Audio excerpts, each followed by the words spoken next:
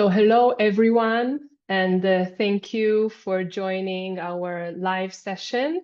And hello, everyone joining us on YouTube, watching the recordings.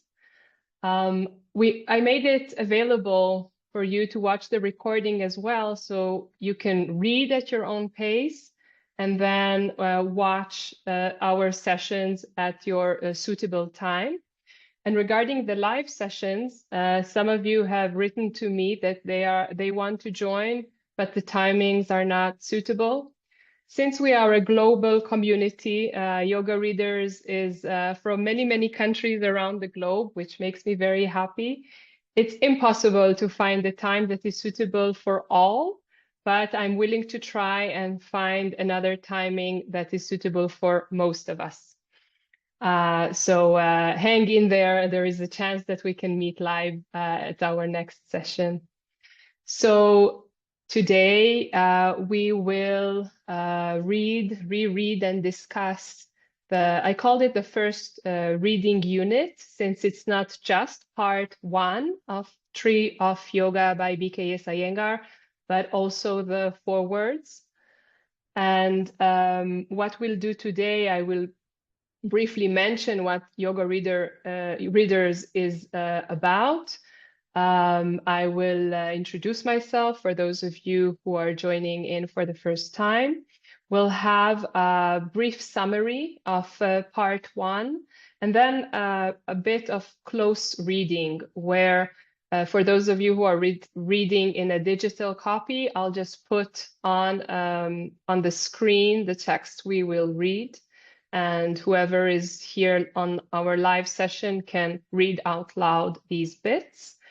And then we'll have a group discussion and later a conclusion section. So what is Yoga Readers? Yoga Readers is a global community of whoever wants to join in order to read about yoga, out of the understanding that the practice is linked to written text, to yogic literature. And here we are reading out of an experienced yogi who has made an effort to share his practical knowledge and experience in English and in many other languages that this book was translated into, in order for us to reconnect either to yogic tradition or to better explain experiences that we have during our physical practice. I'm saying physical, but of course it's interlinked. It's never just physical.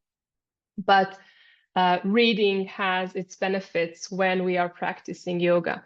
And some even shared that by reading yoga philosophy and theory, they had motivations to start practicing. And others who are practicing shared that sometimes they lose the juice or the essence of the practice, and it becomes a bit automatic. And then when they read about it, it reignites this inner motivation, this inner energy to practice. So yeah, the link between practice and reading about yoga. For those of you who don't know me, my name is Dr. Agi Wittich. I'm a, let's say, long-time yoga practitioner. I've been practicing for the last 20 years. I'm also an Iyengar yoga teacher, teaching in Israel, Jerusalem. And during my early years of practice, I got very curious about what yoga is really about. So when I was 20 years old, it was my first opportunity to leave Israel and go to India and stay there for some months and to research the sources of yoga, to have a better understanding of what it is about.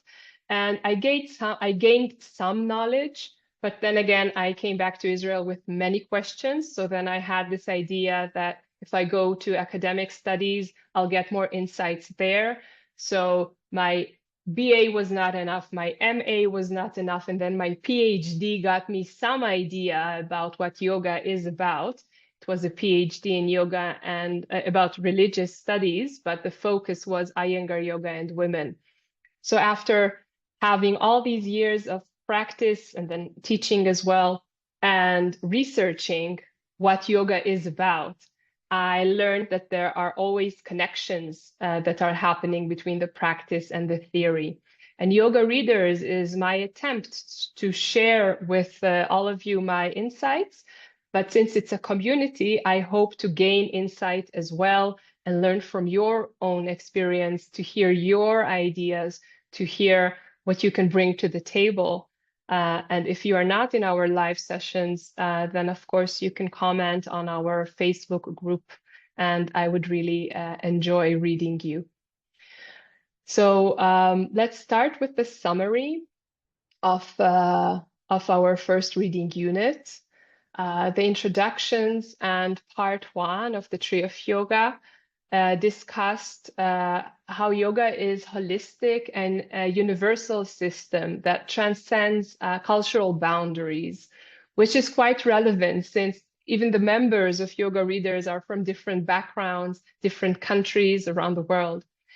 Iyengar presents yoga not just as a physical practice, but as a comprehensive system for the unifying of body, mind, and soul. We will touch on what is soul in our next session.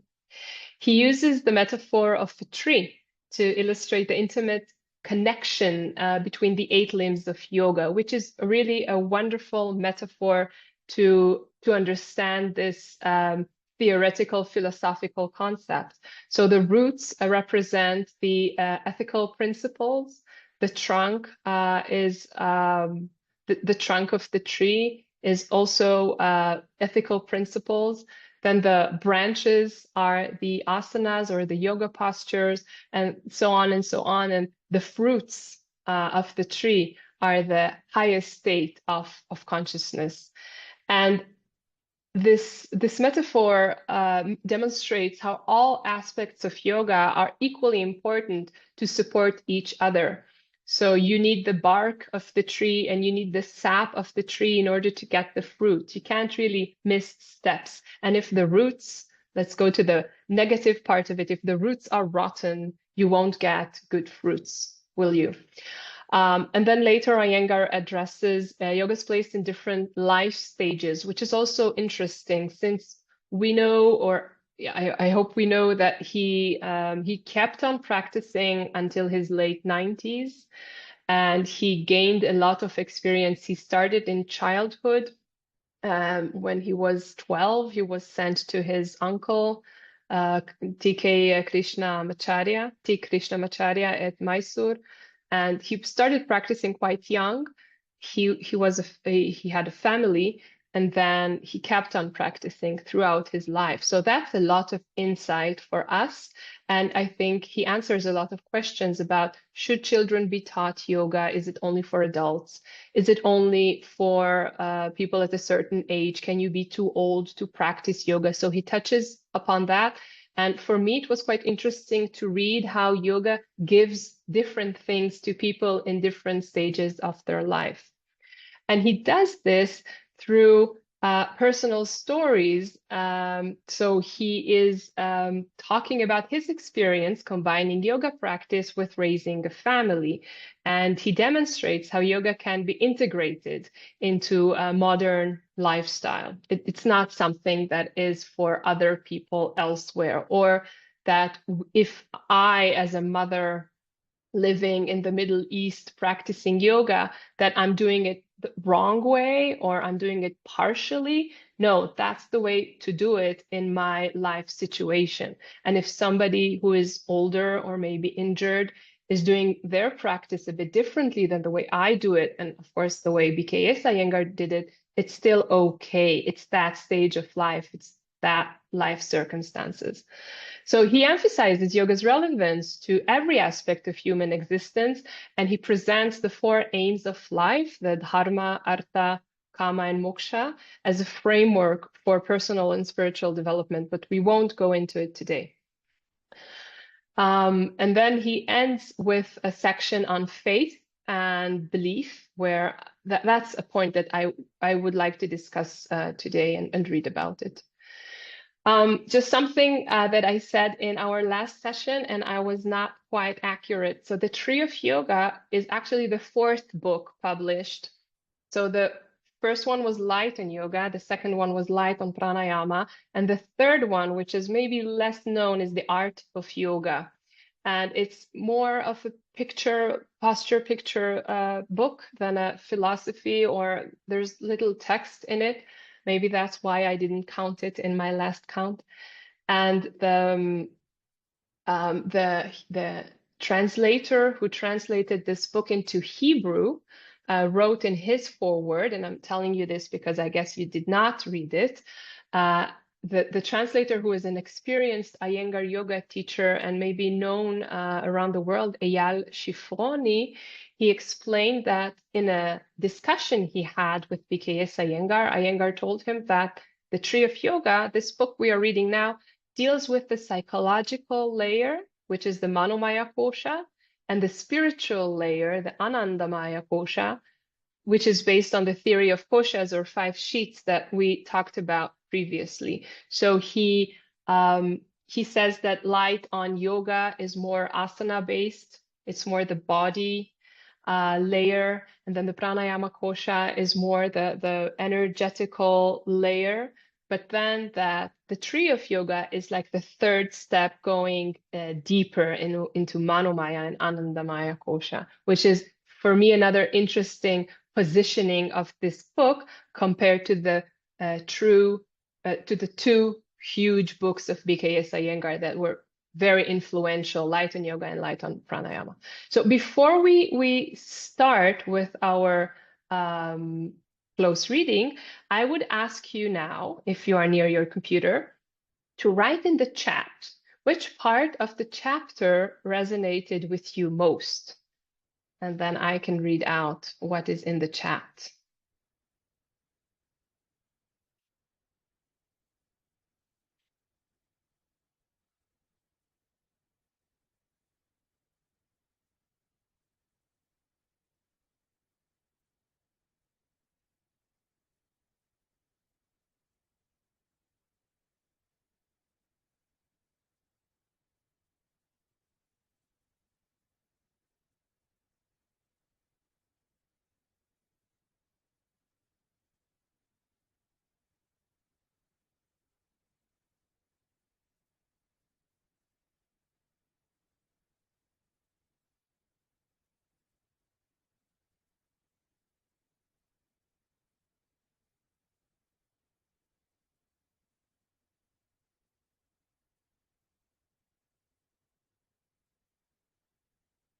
So Maria shared that the part about old age resonated in a new way for her.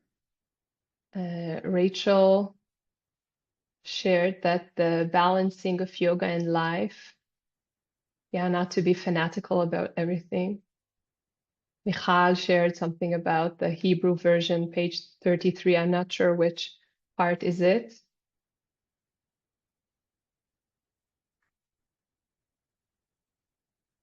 East-west. East-west, east and west, yes. The universality of yoga, and yes. So for Parimala, it's the part about the tree of yoga, this metaphor of the Ashtanga yoga is a tree. Yes. Okay.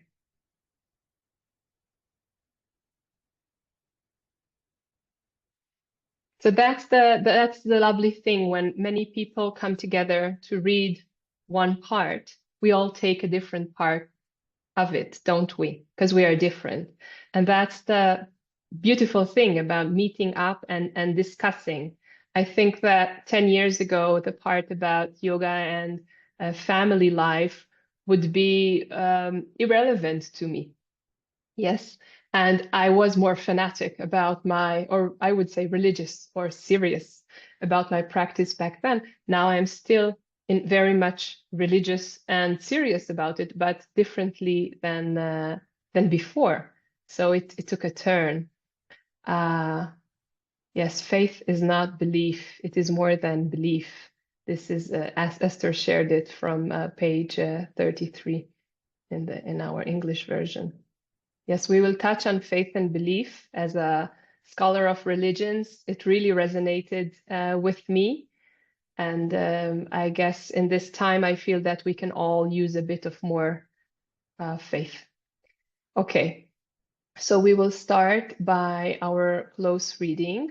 Now you are all muted, but whoever wants to read can just unmute themselves and oh wait, can unmute themselves and then start reading. So we won't read the introductions. We don't have time for the whole part, so I just marked some parts. But I do want to say about the introduction, which is really worth reading, is that he explained the tree metaphor to illustrate yogic life. And he says that to experience the flower, B.K.S. Iyengar says in his introduction that to experience the flowers and fruits of practice, so the end result, the root must be healthy and deep. And that is what allows the tree to grow in a healthy and balanced way.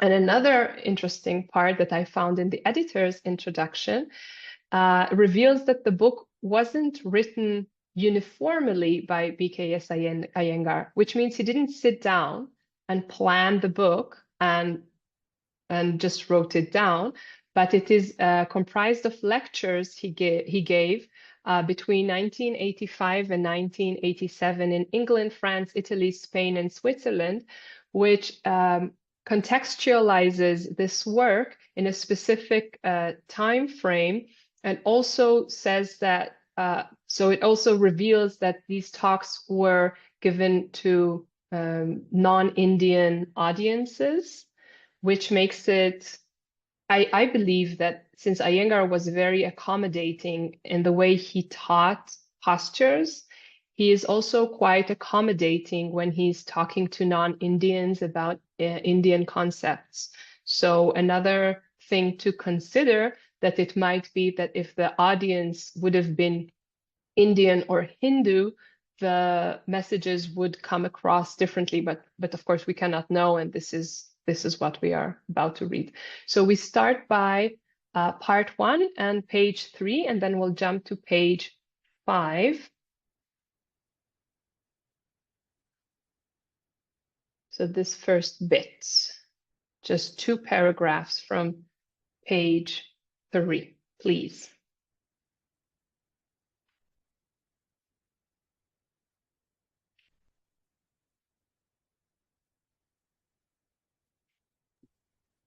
I can read. Yes, please. Yoga means union. The union of the individual soul with the universal spirit is yoga. But this is too abstract a notion to be easily understood. So for our level of understanding, I say that yoga is the union of body with the mind and the mind with the soul. 90% of us are suffering in some way, physically, mentally, or spiritually.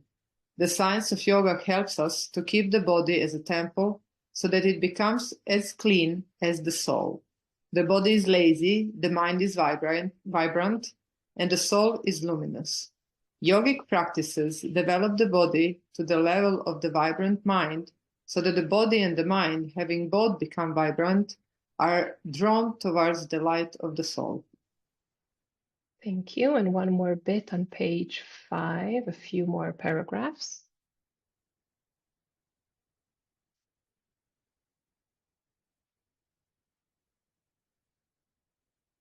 Okay, I can continue if nobody wants to read. Like camphor becoming one with the flame, the mind gets absorbed in the flame of the soul. This is the culmination of Hatha Yoga. The text tells us that union of the mind with the soul is Hatha Yoga. Raja Yoga is also the union of the mind with the soul. So there is no difference between the two. Yoga is one. To practice yoga is thus to unite the body with the mind. For the cultured person, it is also to unite the mind with the intelligence, and for the still more highly cultured person, it is to unite the body, mind, and intelligence with the depth of the soul. Yoga is traditionally divided into 8 limbs or aspects called Yama, Niyama, Asana, Pranayama, Pratyahara, Dharana, Dhyana, and Samadhi. If you are not familiar with these terms, this long list may seem rather daunting at first. In the course of concepts and the Sanskrit words will not be a barrier to your understanding. Yoga can also be seen as having three tires: external, internal, and innermost, or physical, mental, and spiritual.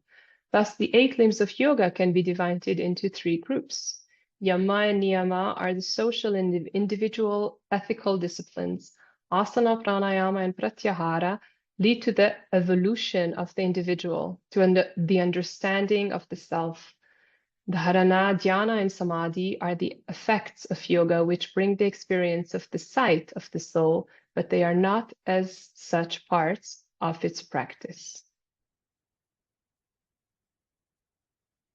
So here and later also there is a discussion between the difference, and then he says that there is no difference between Hatha Yoga and Raja Yoga, which is an interesting discussion if you are aware of differences between the two. So traditionally in India, there was a division between the more mental, let's say meditative-like forms of yoga. They were more cognitive, and they negated the physical practices.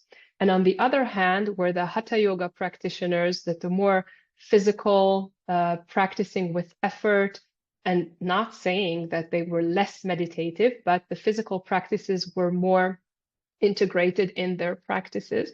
And the two schools of yoga, or two traditions of yoga, were separated.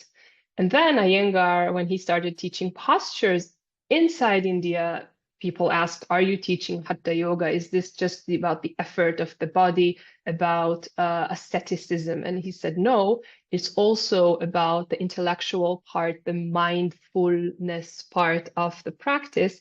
It's meditation in action. That's his contribution to the world of yoga.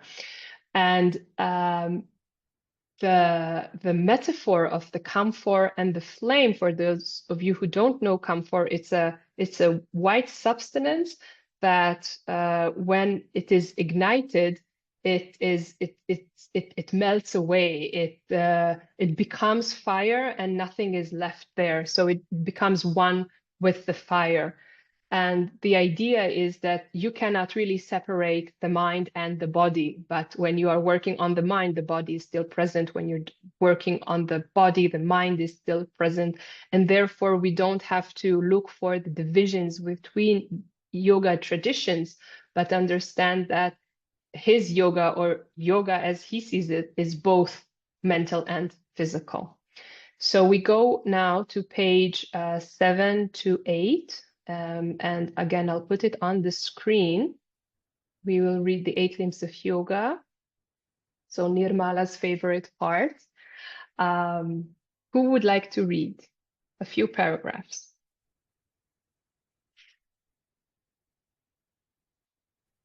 When you grow a plant, you first dig the earth, remove the stones and weeds, and make the ground soft.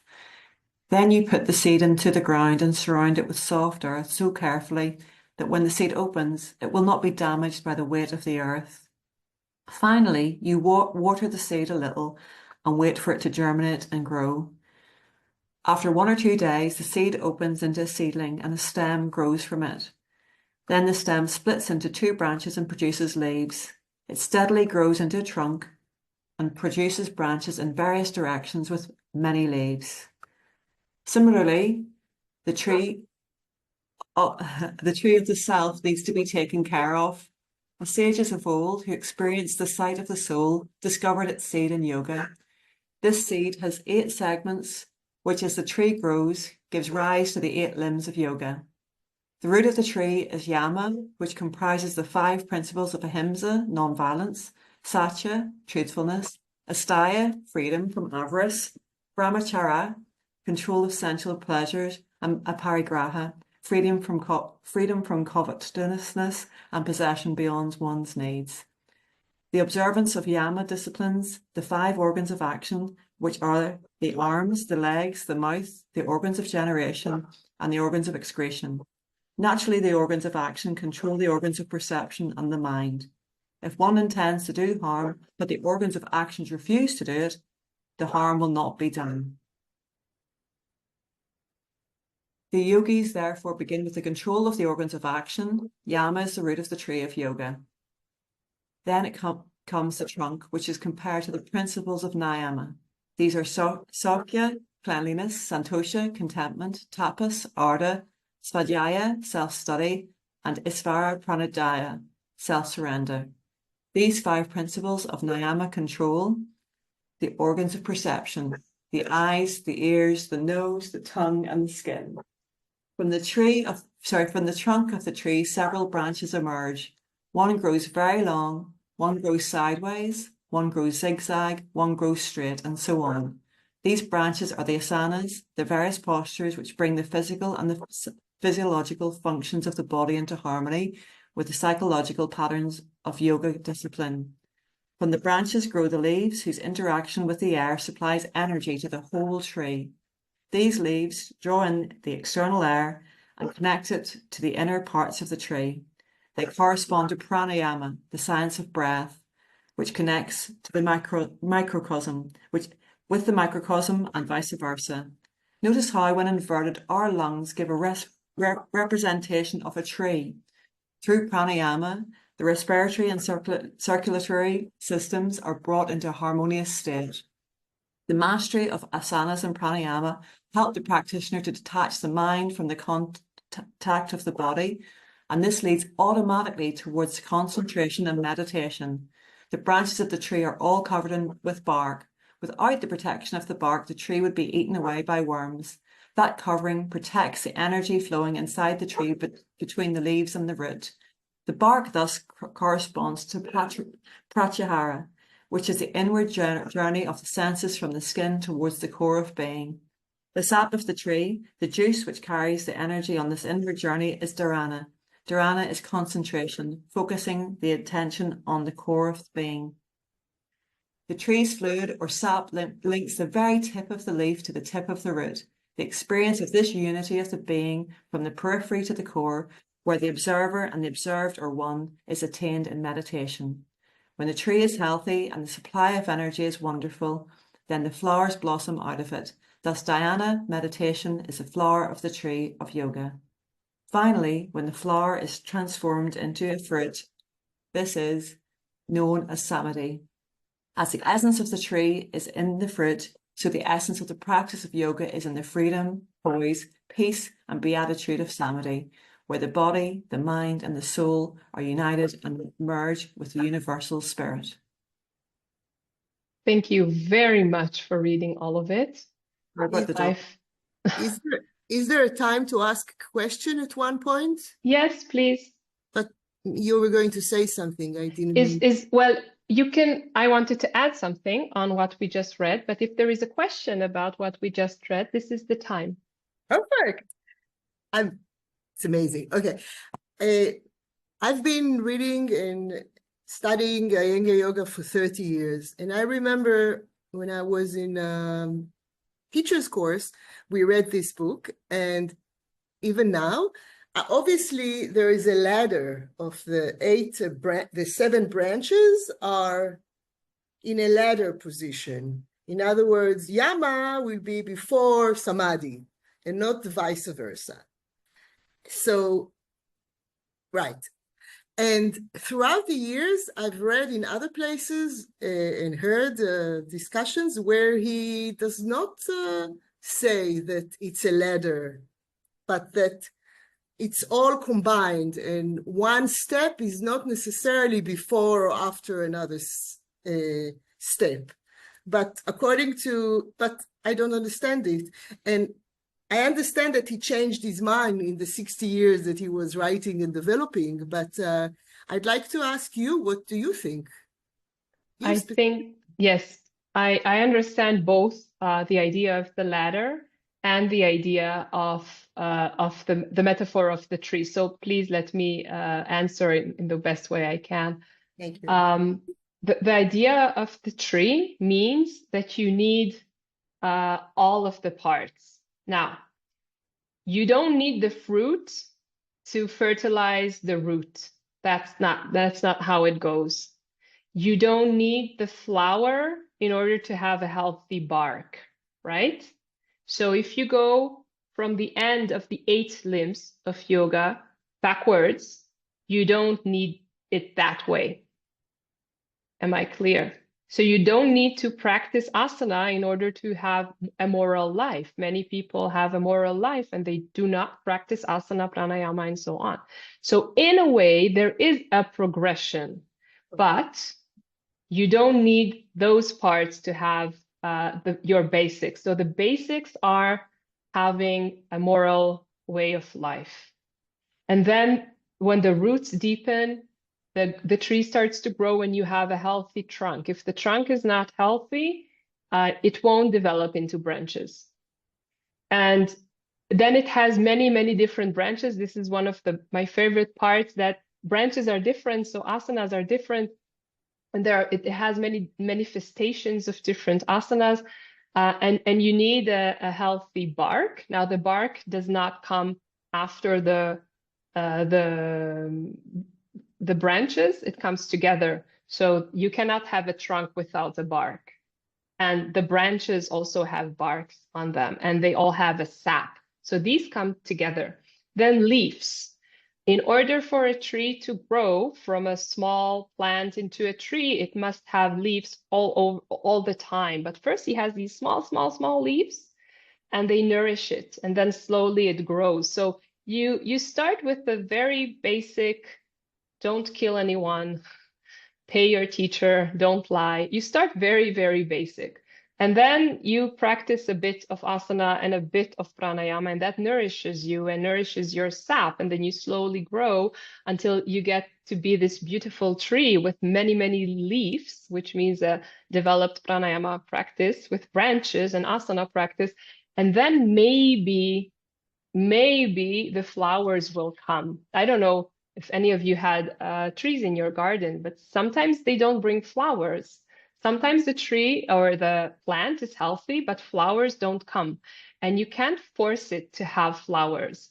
And even if it has flowers, sometimes the fruit don't develop well. Sometimes the flowers just fall off. So these are two parts that you cannot predict. You can fertilize the tree, you can make sure it's not eaten by worms and that there are no pests around it, but you can't make a tree to have flowers or fruit. Am I clear? So there are some things that you have to do to have a healthy tree, but then whether or not it will bear fruit or not depends on other factors other than you. So in a way, there are steps, but they grow together. So the roots deepen as the trunk grows and the branches develop and so on. It happens at the same time. Now, the idea of the ladder could mean that I can have a moral lifestyle and then practice asana, and then I don't need that step because I already have this one. And then I can practice pranayama, but when I practice that, I don't need the asana anymore because I've reached this level and I'm so spiritually developed. And that's also not the case. So he also keeps us from thinking that once we reached a certain posture or a certain spiritual level, it means that we can neglect our ethical morals in our everyday life. But also tells us that maybe samadhi is out of reach for now, and we can just hope for it to come. What I wanted to add is about the pratyahara, the sap, which is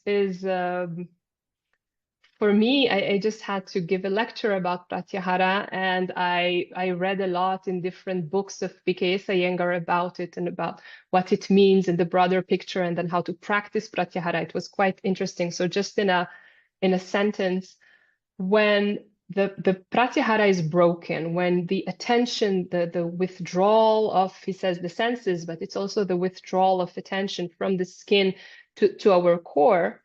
When this is broken, when we practice postures, something leaks, the energy leaks. So have you ever tried practicing with a partner who speaks? Did you ever have a mutual asana practice with someone and you were speaking to one another? Or were you talking on your phone while in, I don't know, headstand? And could you feel the huge difference between being distracted, maybe it was a very good reason and maybe it was an emergency and friends are important, but is there a difference energetically between practicing and really withdrawing the senses and being mindful and bodyful and just experiencing what is going through inside, or practicing, let's say, technically, and then the attention moving elsewhere?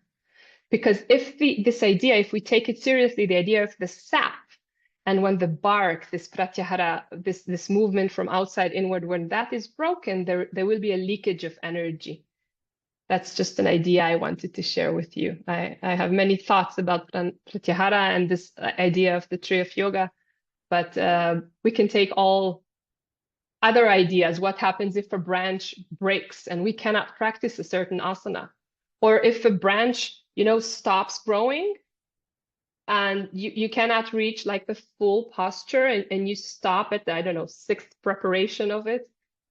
Does it mean that part won't have better leaves and that part won't have the fruits? It's an interesting metaphor. I don't know. Don't go too deep into it, but do think about it, because I think it's quite profound.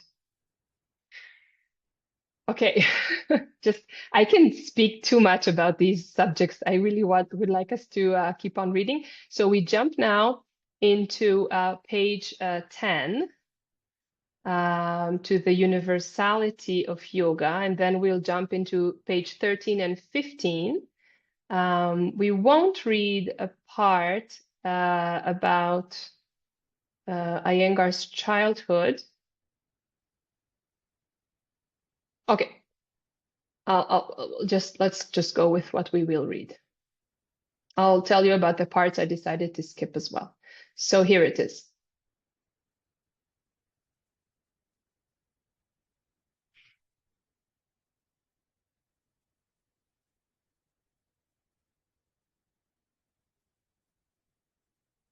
Okay.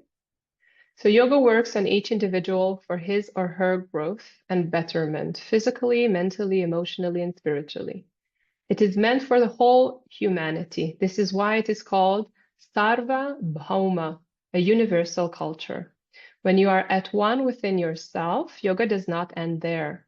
Having acquired a certain discipline in body, mind, senses, intelligence, and consciousness, the yogi has to live in the world without getting involved in his or her actions.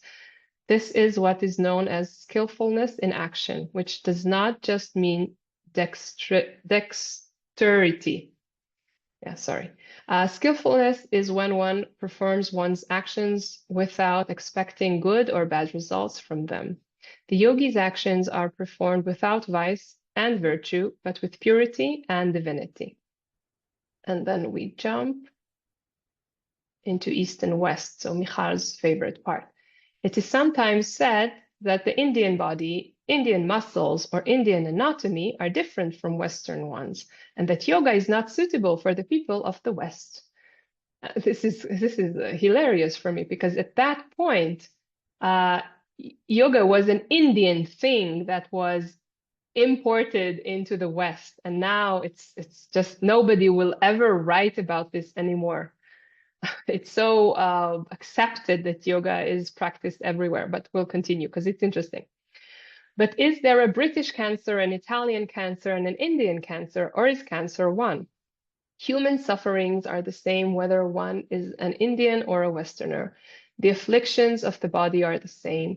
The afflictions of the mind are the same. To call oneself Occidental, as if Orientals and Occidentals were different, is like saying there is an Oriental cancer and an Occidental cancer. Diseases are common to all human beings, and yoga is given to cure those diseases. Nowhere in the ancient text it is said that yoga is only to be practiced by the Hindus. On the contrary, Patanjali describes yoga as Sarva Bhauma. Bhauma means the world, Sarva means all. Yoga is a universal culture. Just as it works on the whole of the individual, so it is meant for the development of the whole of mankind on the physical, mental, intellectual, and spiritual level. 2,500 years ago, Patanjali did not divide East from West. Why should we do so today? which is really lovely. If anyone has anything to add.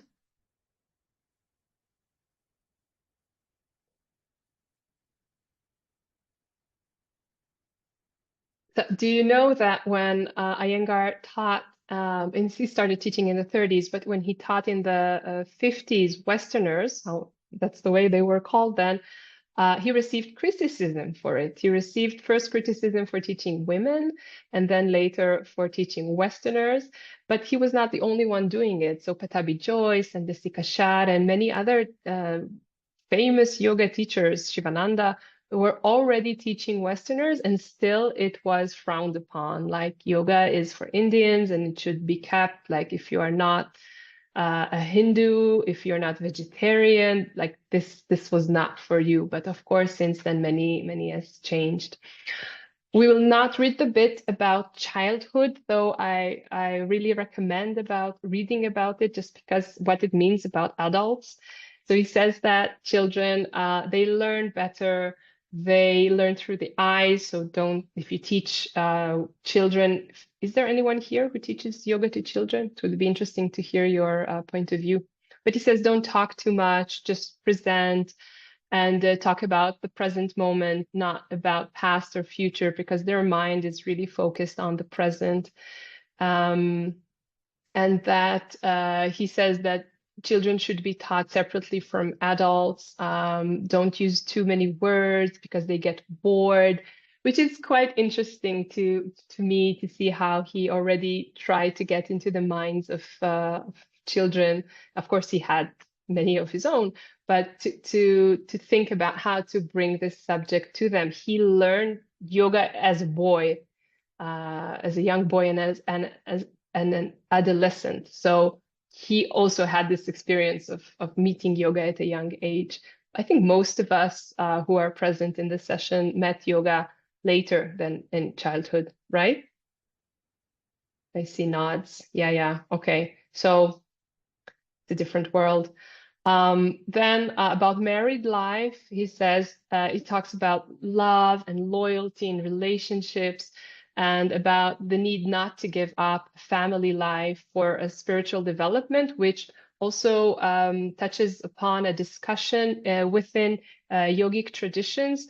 Should a yogi take the path of brahmacharya, of being an ascetic, without a family in a secluded place, or can a yogi practice yoga within marriage, having family and responsibilities of this world?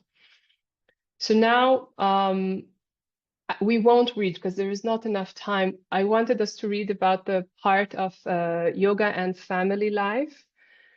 And I'll just continue this idea that the connection between the two is not obvious. In the ancient yogic texts, there are many examples where a yogi who has a family leaves his family in order to go to the forest and then learn yoga. So maybe he learned in his young age, then had a family, and then had to leave them in order to deepen his practice. Because how can a man work and provide for his family, take care of his wife and children, and practice seriously with devotion? Well, Iyengar says you can do it. You need support. He had a lot of support from his wife, and then Gita Iyengar took care of the household, but it's possible, he's saying.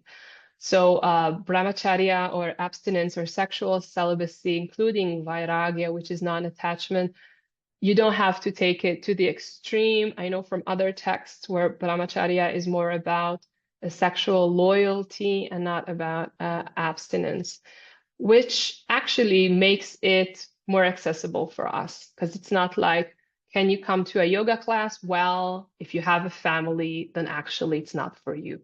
And that's the way, and sometimes in the past, that's the way yoga used to be, only for celibate men at certain periods of time. But now it's accessible for all. You're a father, you're a mother, you're a grandmother, you can still come practice and enjoy the fruits of the practice. He talks about yoga in old age, and his message is it's never too late. It's never too late to practice. The practice helps us to maintain a healthy body. However, you have to progress gradually, and you have to recognize your limitations. Don't compare yourself to others, and continue practicing even after you reached your spiritual achievements, whatever they are. So it depends on when you started practicing. If you just now started practicing I don't know even what he means by old age. Is it the 50s? Is it 65? Is it 75? I mean, he stopped teaching formally at the age of 85. Is that considered to be old age for him? I don't know what is his bar. But basically, the body needs more care and the pace should be slower. Then he talks about yoga and death, more about incarnation, belief in incarnation and karma. And he says that, well, since the fear of death is shared by all humanity, the belief in reincarnation and karma is like an answer to this fear of death. So I'd like us to finish our reading with the bit about faith and belief, which is page 37. And it's really not long. So here it is. Who would like to read?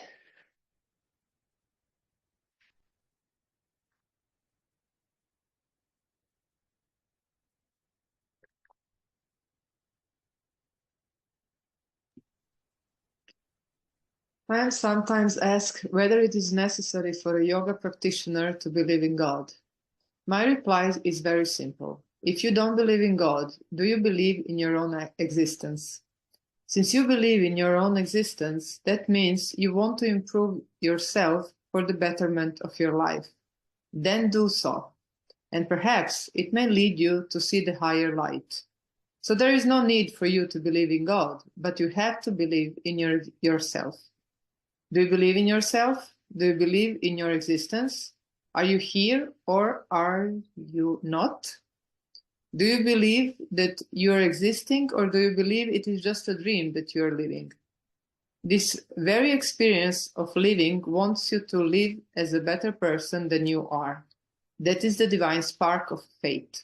From that, all the rest will follow. There is a tremendous difference between belief and faith.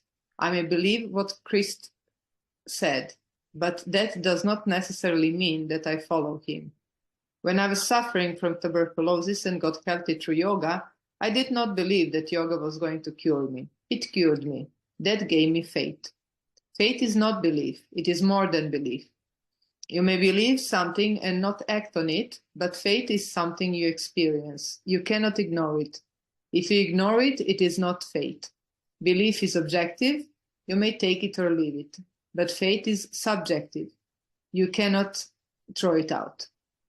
I hope you understand me when I say that believing in God is secondary. The fact that you are existing is primary, is it not? You're a living example that you're living.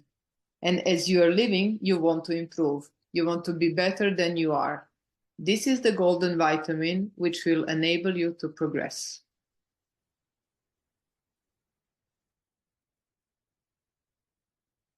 That you are existing yourself is faith. You do not believe that you are living. Your very existence is faith that you are living. But why are you living? To be a better person. Otherwise, you can just die. Let me see you die. Go and fall in the ocean. Why do you not want to fall? Because you want to live. Why? That is what you must find out. That is faith. I don't know if you're convinced or not by this. Sometimes it takes more time. Of course, if we are considering ourselves as atheists or rational people, for those who have faith, I had a very interesting discussion on Facebook about it, and for them it's obvious. So there is no need to even think about it. The faith is there, and for whoever was cured by yoga, the faith is there about its benefits, about its life-changing, transformative power.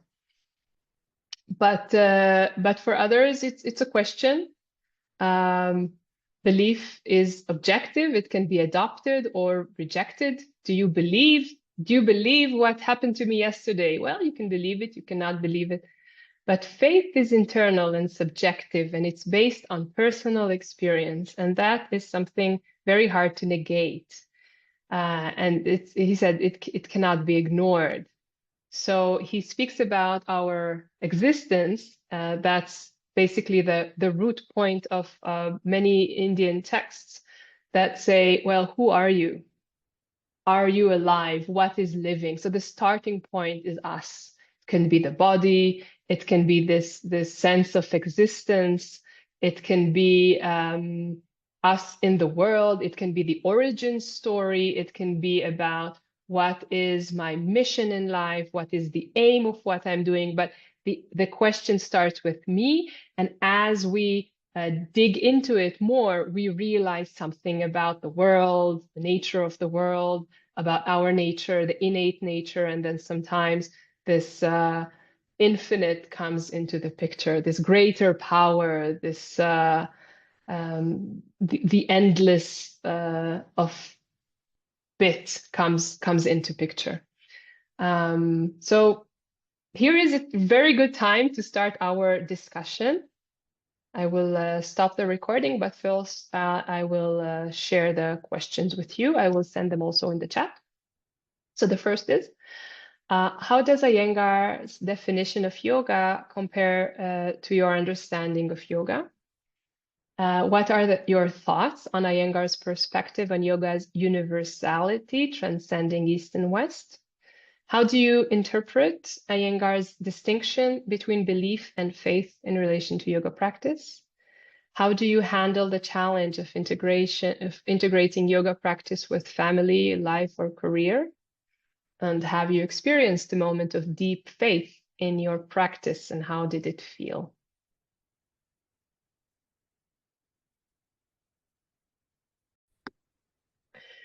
I would like to conclude our talk for today, our joint reading and discussion. I enjoyed our discussion. Thank you all for attending. I sent you a newsletter. So a newsletter was sent during our session. You can check your inbox, and if it's not there, please check the spam folder, as I've been told that sometimes it goes into there. And I invite you to write in the chat one thing you're taking away from today's meeting, something you learned, or some questions for further thought. Our next chapter, I will send you the focus questions and the reading schedule for part 2. And I will continue sending you quotes in our WhatsApp group and in our Facebook group. In the Facebook group, you can also add your thoughts and questions and quotes. So thank you all for today, and see you next time. Thank you, Agi. Thank you. Thank you. Thank you.